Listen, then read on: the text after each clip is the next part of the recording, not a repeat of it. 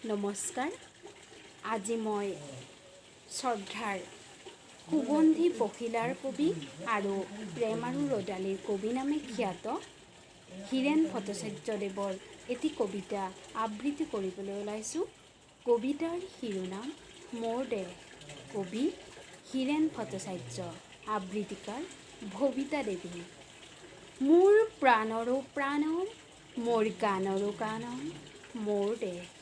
মোৰ প্ৰতিটো কামে, মোৰ প্ৰতিটো চিন্তাই এই দেশৰ বুকুত ৰচে হৈ সোণোৱালী ভৱিষ্যতৰ সপোন। মোৰ জীৱনৰ আহে আহে, মোৰ যৌৱনৰ কোহে কোহে সেই সপোনৰ কলৰোল। দেশে দেশে দেশ আছে, এনে বহু দেশৰ অৰঙে দৰঙে মই ঘূৰিছোঁ। বহু বন্ধুৰ সতে হাতে হাতে হাত ধৰি ফুৰিছোঁ। কেতিয়াবা সাগৰ পাৰত, কেতিয়াবা খেজুৰ তলত, নতুবা পাহাৰ তলিত খন্তেক জিৰাইছোঁ। বন্ধুৰ সতে প্ৰাণ খুলি প্ৰাণৰ কথা পাতিছোঁ। তাৰ পিছত আকৌ আৰম্ভ কৰিছোঁ এক নতুন যাত্ৰা।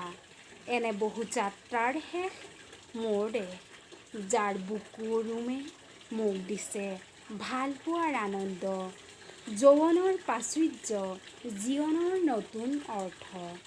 এই দেশৰ প্ৰতিটো পুৱাই মোলৈ লুকাই আনে ঐশ্বৰ্যৰ বিপুল সম্ভাৰ। প্ৰতিটো সন্ধিয়াই বৈ আনে স্নিগ্ধ ফুলৰ সুবাস। প্ৰতিটো ঋতুৱে মোক দি যায় জীৱনৰ আশীৰ্বাদ। মোৰ দেশৰ বাবে মই জীয়াই আছোঁ। এই দেশৰ বাবে মই জীয়াই থাকিবলৈ মৰণপণ কৰিছোঁ।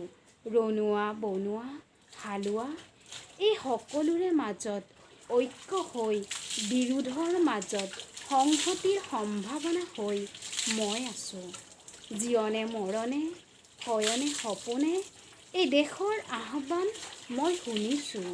শত্ৰু মিত্ৰ সকলোকে মই বিশ্বাসেৰে জিনিছোঁ। শান্তিৰ চৰাইজুৰিক আজলি ভৰাই দিছোঁ। ভঁৰালৰ এমুঠি ধান, পৰাণৰ একোটি গান, আৰুতো মোৰ একো নাই। মোৰ দেশ, মোৰ কলোলিত সপোনৰ উত্তাল তৰংগই মোক লৈ যায় গভীৰৰ পৰা গভীৰতলৈ, আদৰ্শৰ কঠিন পৰ্বতমূললৈ। ধন্যবাদ।